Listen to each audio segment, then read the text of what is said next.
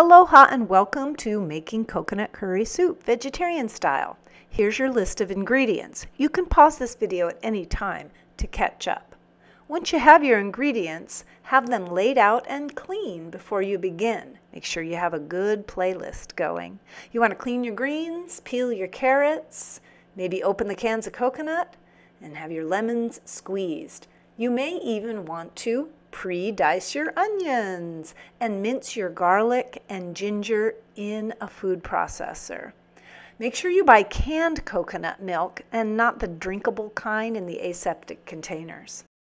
Before you chop any vegetables, you want to get your coconut oil heated and your onions sauteing. When we let the onions saute first, they caramelize and become sweeter and smoky and flavorful. So about a quarter cup of your coconut oil and then a full diced onion, and have it on low. Let the onions simmer slowly. Then get to chopping your carrots. And the carrots, if you give an angle to the way you chop them, they won't roll off your cutting board. You want your cauliflower to be about bite size. And these more dense vegetables will go in first, and the broccoli and bok choy will go in later so that they don't get soggy as the cauliflower and carrots get soft. So good to have them bite size and ready while your onions are simmering in the background. You'll smell the onions start to get yummy and fragrant, and that would be your signal to pick up your wooden spoon and give them a stir. The broth is made from Bragg's aminos, kombu seaweed, and miso. So the kombu comes in these big, almost plate-like chunks, very dry and slightly salty from the sea.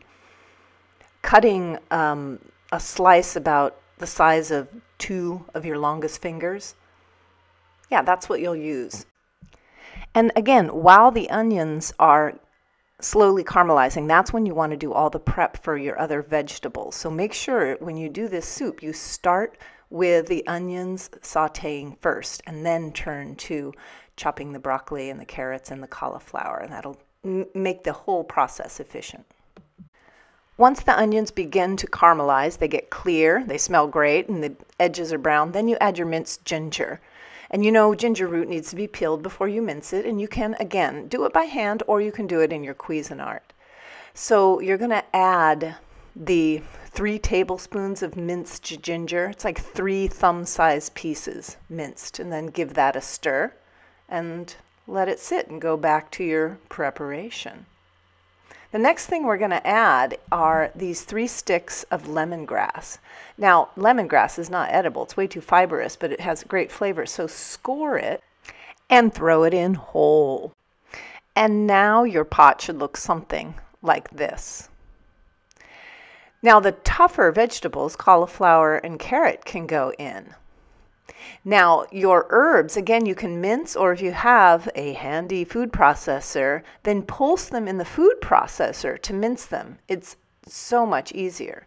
So the parsley and the cilantro, pulsed or minced, add to the pot.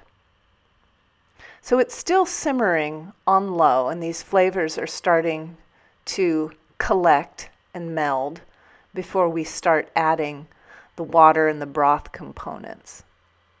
So now is time to add the garlic, which again cooks much faster than the onions and ginger. So your 2 tablespoons of minced garlic, probably 3 cloves, regular size cloves. And now the miso, your quarter cup of white miso. If you have a favorite miso, you can choose that, but I really like the mildness of the white miso. Put that in there, and everything's sort of collecting here, getting ready for the water. And a quarter cup of Bragg's liquid aminos. Both of these components have a natural saltiness along with the kombu. Now add 1½ cups of water, not too much because we've got the coconut milk as liquid. So cover and turn up the heat a bit. We want it to bubble.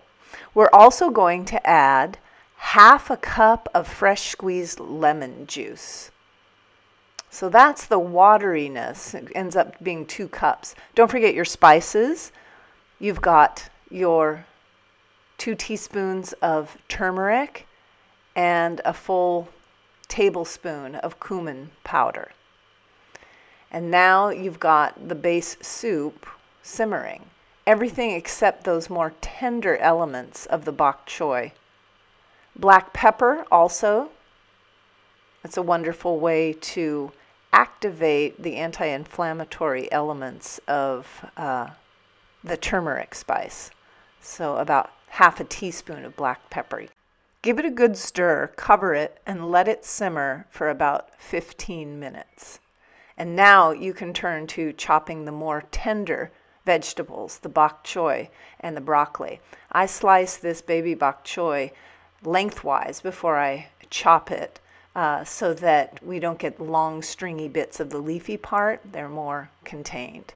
Now after what's in the pot has been simmering for 15 minutes, add the bok choy and the broccoli.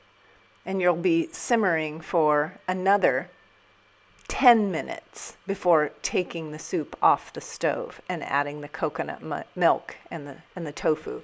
So it should look like this before you cover it for a second boil. Now you don't see the water because we've only put a cup and a half in. We're saving room for the coconut milk. So give it a good stir, cover it, keep it on a simmer, and then you can turn to cutting your tofu. I use half of what comes in your standard tofu package and try to cube it in place. It's a little bit easier and more efficient. And so after the soup has gone for another 10 minutes, take it off the stove and take out those big chunky elements of the kombu and the lemongrass, the part that you're not going to eat that you had in there for flavor.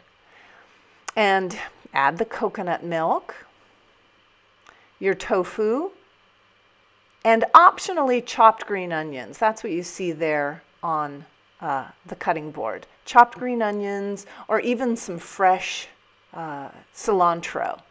Give it a good stir and you're ready to either serve it or store it. I put chunks of the lemongrass in the jars when I store it so it can get more of that wonderful lemongrass flavor. You can serve this over rice or noodles or as a soup. So here's your mild coconut curry vegetable soup, vegetarian style. Enjoy.